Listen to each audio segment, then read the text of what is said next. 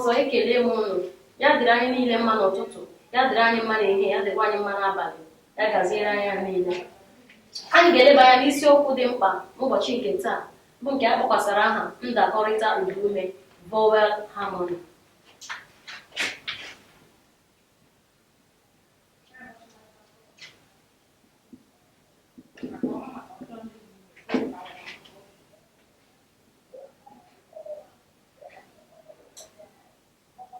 A na-akpọ ya na bekee vowel harmony.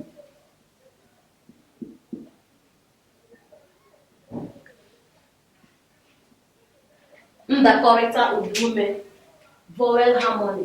Ndakọrịta m, t, a, k, ọ, r, e, t, a. Ndakọrịta ụdaume u, d, a, u, m, e. Ụda ume, ụda ume, u, d, a, u, m, e. Ụda ume. Ndakọrịta ụdaume, vowel harmony. Gịnị bụ ndakọrịta ụdaume? Ka anyị lee ihe bụ ndakọrịta ụdaume.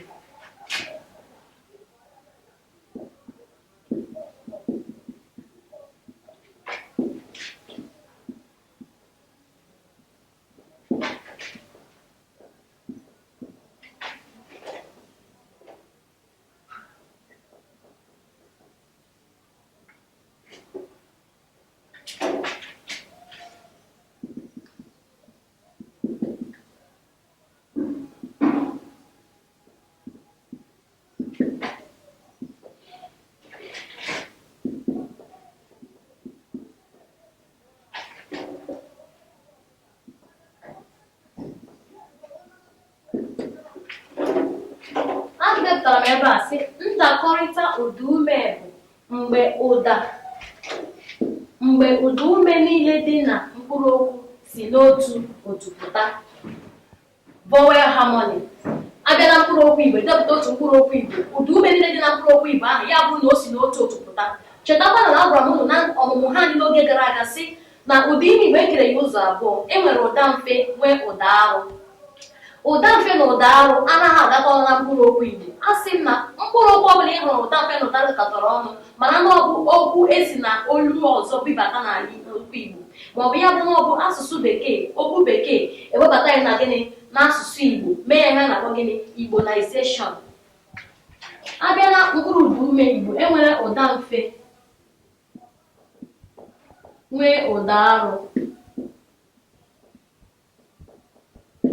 Enwere ụda mfe nwee ụda arụ.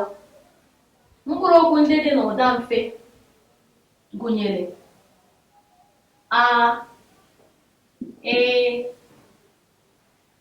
ọ na o. Ụda arụ bụ e, i, o na u. Ya bụ anyị ga-eleba anya n'ọtụtụ mkpụrụ okwu dị n'asụsụ Igbo ile ma enwere ebe ụda mfe na ụda arụ dakọtara ọnụ. Mkpụrụ okwu mbụ bụ dịka ọkụ, ọkụ, ọnwa, anwụ, ọkụ.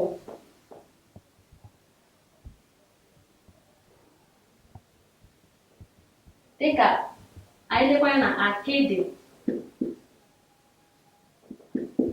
wee lebakwa ya na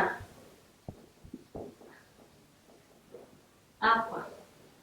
Ya bụrụ na ihe mkpụrụ okwu ndị a dị n'ime ụda mfe dịka ọkụ, ọkụ, ọkụ, ọkụ, ọkụ, ọkụ, gị n'anya ị ga-ahụ na ọ si na ụda mfe, o sikwa na ụda mfe. Gị bịa na ọnwa, ọ nwee a, gị hụ na ọ si na ụda mfe, a sikwa na ụda mfe. Gị bịa na anwụ, a nwee o, a si na ụda mfe, o sikwa na ụda mfe. Gị bịa na akịdị, a ke, ede, a si na ụda mfe, e si na ụda mfe. Akwa maọbụ akwa maọbụ akwa, dịka anya mụrụ n'oge gara aga ka a na-eji akara ụdaolu ezipụta mpụtara maọbụ ndịiche dị na gịnị dị na mkpụrụ okwu ọbụla. Akwa, a si na ụda mfe, a nke ọzọ sokwa na gịnị ụda mfe.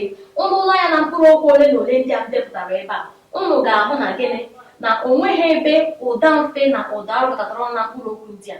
Ka anyị lekwa anya na mkpụrụ okwu ndị ọzọ dị na gịnị dị n'okpuru ụda arụ.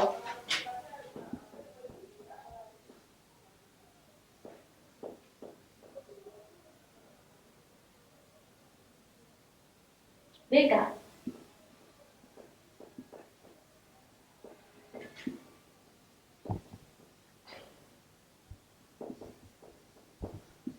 anyị lee na mkpụrụ okwu ndị a, ikwe, i si na ụda arụ, e si na ụda arụ, oku, oku, o si na ụda arụ, u si na ụda arụ, obodo, obodo, obodo,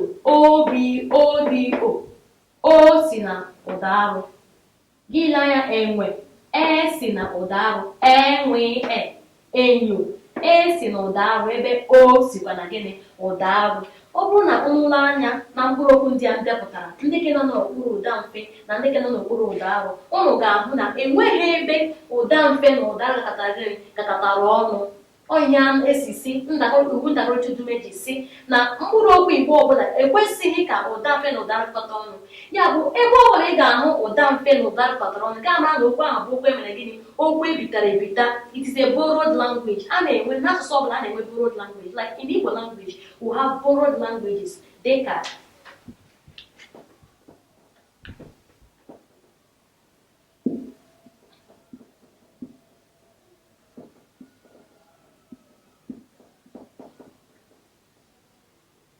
nke a ka a kpọrọ borrowed languages.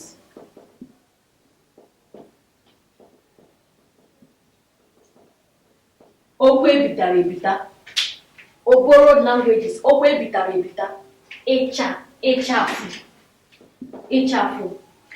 Ndị ka ọ bụrụ na ụlọ anya na mkpụrụ okwu abụ ịchafụ, ị ga-ahụ na i si na ụda arụ, a si na ụda mfe, u sikwa na ụda arụ. M ga-ahụ na ụda mfe na ụda arụ takọtara na mkpụrụ okwu a iji gosi na ọ bụ okwu emere gịnị ebitere ebite, ọkpụ mkpụrụ okwu Igbo. Ashawo, a si na ụda mfe, o si na ụda arụ. Akamụ, a si na ụda mfe, u si na ụda arụ, ọ bụghị okwu Igbo. Ka anyị lekwa ya na arụzọ ọzọ a ga-esi nwee ụda mfe na ụda nlekọta ọnụ, dịka ha na-akpọ gịnị Igbolization. N'okpuru Igbolization anyị nwere mkpụrụ okwu dịka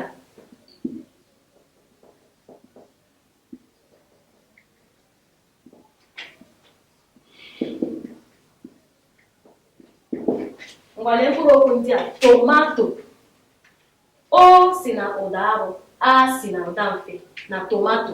Ọ bụghị okwu gịnị, ọ bụghị okwu Igbo, mana ọ bụ okwu Bekee. O nweghị mpụtara n'asụsụ Igbo, eme gịnị atụọrọ ya otu ahụ ọ dị n'asụsụ Bekee webata ya n'asụsụ Igbo. Dịka mango, a si na gịnị si na ụda mfe, o si na gịnị si na ụda arụ, mango. Mkpụrụ okwu a na-akpọ orthography, orthography a, ọ si na gịnị, ọ si na ụda mfe, ọ sikwa na ụda mfe, a si na ụda mfe, i si na ụda arụ. Ụnụ ahụla na mkpụrụ okwu abụ orthography, mango na tomato na ọtụtụ mkpụrụ okwu ndị ọzọ. Ma mkpụrụ okwu nke a na-akpọkwa tebụl,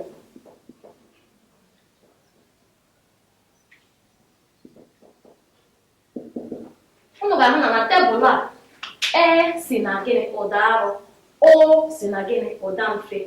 Mkpụrụ okwu ndị a niile m depụtara ebe a bụ mkpụrụ okwu dị n'asụsụ Bekee. It is an English word, but because it has no translation, it has no meaning, it is not translated into it, it has no Igbo meaning. In Igbo language, it has no meaning. That is why they have to Igbonize it and turn it with the same spelling as it is in English language. That is how they bring it. That is how they are writing it like this inside in Igbo language, like this table. You see, T-E-B-U-U-L-U. That is in English language. And as we go, T-E-B-O-O-L-O. I don't want to talk borrowed languages. Languages that are being borrowed from other languages. Like when you look at Ashawo, it is not an Igbo word. It can be an Hausa word. It can be a Yoruba word. Now, a word that you tell her the n'asụsụ Igbo. Ashawo, echafu. Akamu. Akamu is a Yoruba language. It is not an Igbo language, but it is being borrowed by Igbo people. Onye si na ụda mfe na ụda ahụ dọkọtara ọnụ. Igbo m nze ma m ọzọ ekele m unu. Eche m unu ghọtara ihe m kụziri nke ọma. Ọ bụrụ na unu aghọtaghị, unu nwere ike ịjụ ajụjụ. Aga m asị unu n'ụzọ ga-edo unu anya. Ndewo.